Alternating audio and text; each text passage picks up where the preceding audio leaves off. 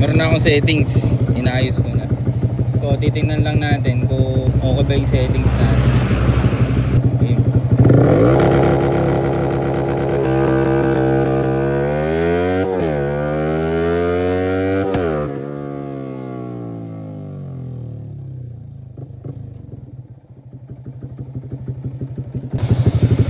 Okay game, second try.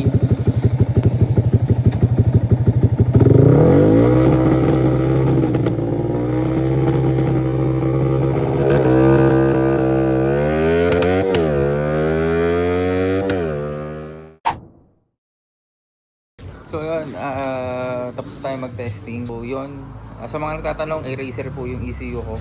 At wala naman akong racing switch. Wala akong racing switch. So kung kayo ay interesadong malaman, so PM lang kayo sa akin. So yun lang. Race here, race safe. Let's go. Peace out.